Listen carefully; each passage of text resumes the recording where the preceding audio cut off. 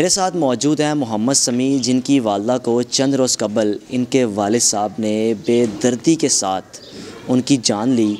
और जान लेने के बाद बिल्कुल आप देख रहे होंगे मेरे पीछे कि ये एक कब्र खोदी हुई है, यहाँ पर इनकी वालदा को दफना दिया गया। मेरा पाकिस्तान की वीडियोस को देखने के लिए चैनल को सब्सक्राइब कीजिए और बेल आइकन को क्लिक करना मत भूलिए, ताकि आपको हमारी तमाम आने वाली वीडियोस बआसानी मिल सकें।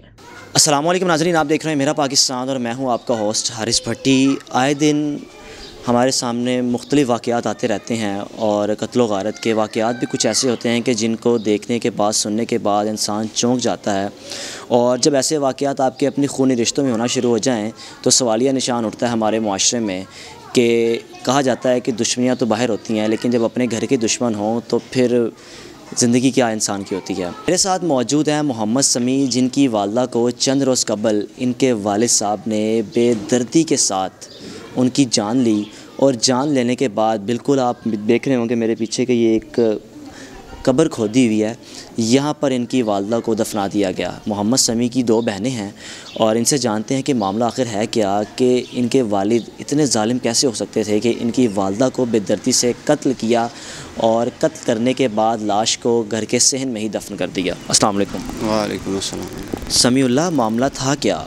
ये एकदम बाप ने आपके वालिद साहब ने क्यों मारा, क्यों, वजह क्या थी, कोई इख्तलाफात थे? ये सर 2010 में मेरे वालिद जो जेल में गए थे यूसुफ भट्ट, 2014-15 में मेरे घर वालों ने, मेरी फूफो ने, सब ने जो है ना मेरी वालदा को तंग करना शुरू कर दिया। जब से मैंने होश पकड़ी तब से मैंने अपनी वालदा को मुश्किलों में, मुसीबतों में ही देखा। उन्होंने 2014-15 में कबल दूसरा निकाह कर लिया।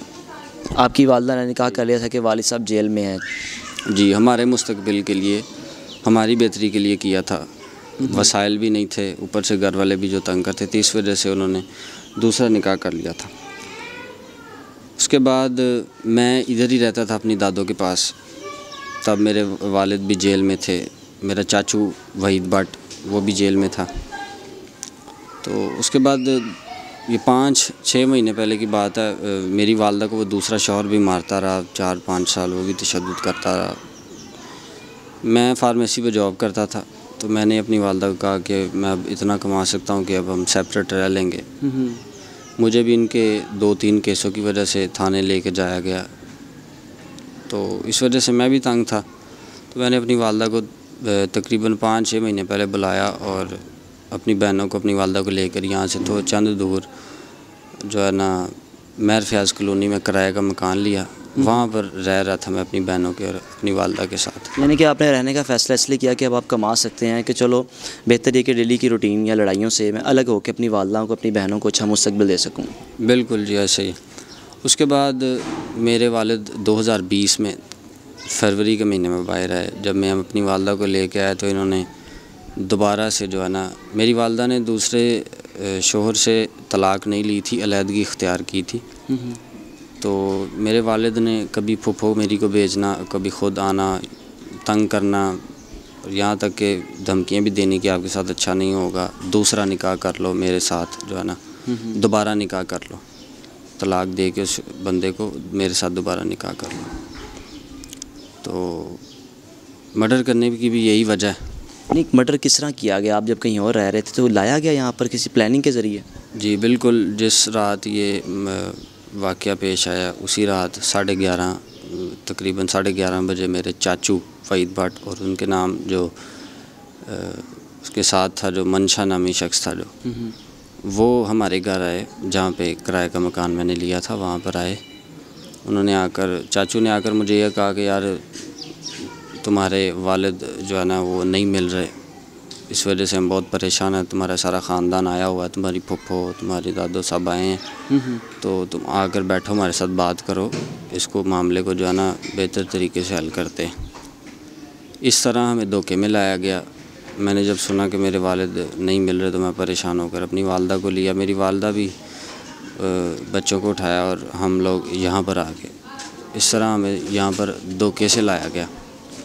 धोखे से लाकर तो क्या हुआ? तशद्दुद आप पर भी किया गया, क्या मतलब? जब हम यहाँ पर आए तो यहाँ पर कोई मेरी फूफो नहीं मौजूद थी। मेरी फूफो का बेटा था और जब मैं आया तो वो फ़ोन पर बात कर रहा था अपनी वालदा से कि आपने अब कब आना है। मुझे बाहर से भी लोगों ने बताया कि आपकी फूफो यहाँ पर 2-3 दिन आकर इनको खाना पका के देती रही हैं।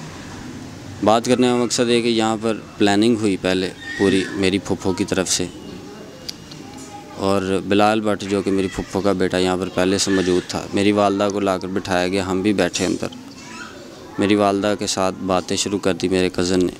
आपस में रिश्तेदार थे, ऐसी तवक्को नहीं थी किसी को भी। तो अचानक जो है ना मेरे चाचू अंदर आया, अंदर आके चिटखनी लगाई, और बिलाल भट्ट ने और मनशे ने जो मेरे चाचू के साथ लेके आया हमें वहाँ से, इन्होंने पिस्टल निकाले और मेरी बहनों के सरों पर रखा। मेरी एक बहन 3-4 साल की है, एक 13-14 साल की है। हमारे सर पे पिस्टल रख के हमारे सामने कोई बात किए बगैर मेरे चाचू ने मेरी वालदा को फ़ायर मारे। 2-3 फ़ायर मारे कि उसके बाद मनशे को कहा कि इसकी सांसें चल रही हैं, इसे फिर फ़ायर मारो।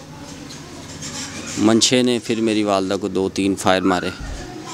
उसके बाद हमें साथ वाले कमरे में शिफ्ट कर दिया गया, वहाँ पर बंद कर दिया गया। ये 11:30 से 12:30 बजे का वक़ूआ था। उसके बाद 3 बजे कबल मेरे वालिद साहब जो आए, आकर मेरी बहन से पूछते हैं कि तुम्हारी मामा किधर हैं। मेरे बाप ने आके एक्टिंग की, हालांकि मेरे बाप को सब मालूम था, इस प्लानिंग में बिल्कुल मुलव्वस थे वो साथ। मारा किसने असल मेरे चाचू ने, मेरे चाचू वहीद भट्ट ने। यानी कि प्लानिंग वालिद साहब की थी, तो मरवाया वालिद अपने चाचू से, आपके चाचू से? जी, चाचू मनशा था और मौके पे बिलाल भट्ट मौजूद था। उसके तो सुबह क्या हुआ फिर? जब 3:30 का वाक़या, वालिद साहब आए तो फिर थाने कौन गया? दरख्वास्त किसने दी आके? 3 बजे जब मेरे वालिद साहब आए तो उन्होंने हमें कहा कि चलो दादो के पास चलते हैं, नए पुल पे मेरी दादो का घर है। तो मेरी तबीयत कुछ ख़राब थी, उन्होंने देखा कि बच्चों ने कुछ भी नहीं करना, ये क्या कर सकते हैं। तो हमें नए पुल पे लेके जाया गया हमारी दादो के पास। तो उसके बाद मैंने वहाँ से मौके की तलाश ढूंढते हुए वहाँ से मैं निकला हूँ और थाने पहुँच गया। थाने पहुंचकर मैंने जाकर सब ये मामला बताया, और उन्होंने फ़ौरन जो नफरी भेजी और साथ, और यहाँ पर आके रेड की। तो दफना रात को ही दिया था यहाँ पर? दफना इन्होंने रात को दिया था, हमें नहीं पता था, हम कमरे में बंद थे। हमें बाहर से यही आवाज़ें आ रही थी कि इसको कहीं नहर में जाकर फेंक दो। तो जब सुबह पुलिस आई तो उन्होंने देखा कि यहाँ पर खुदाई हुई है, तो उन्होंने इस शख्स से यहाँ पर लाश को देखा और अपनी तहवील में लिया। समीउल्लाह, मुतालबा करना चाहो, कोई रिक्वेस्ट करना चाहो इदारों से कि इंसाफ प्रोवाइड किया जाए, क्योंकि इस वक्त आप और आपकी सिस्टर की लाइफ को थ्रेट दे सकते हैं, वो नुकसान पहुंचा सकते हैं, कोई मुतालबा करना चाहें आप? बिल्कुल, मैं काफ़ी और इंटरव्यू दे चुका हूँ। मुझे अब ऐसा लग रहा है कि हमारा मजाक बनाया जा रहा है मीडिया पे। बिल्कुल, मेरी बहनों ने भी इंटरव्यू दिया, साथ मैंने भी दिया, काफ़ी दे चुका हूँ। मुझे ऐसा लग रहा है कि अब मजाक बनाया जा रहा है हमारा।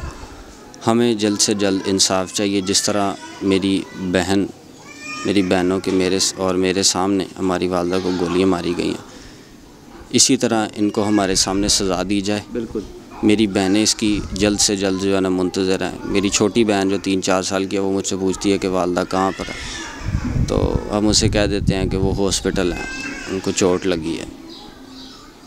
तो मेरा यही मुतालबा है, जो भी मेरी अपील सुन रहा है, कि इनको जल्द से जल्द जो है ना सज़ा दी जाए, हमारी आंखों के सामने इनको दर्दनाक सख्त से सख्त सज़ा दी जाए। ठीक है।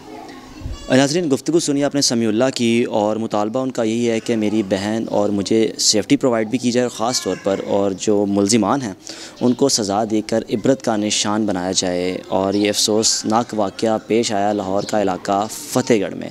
देखते रहिए मेरा पाकिस्तान। अल्लाह हाफ़िज़।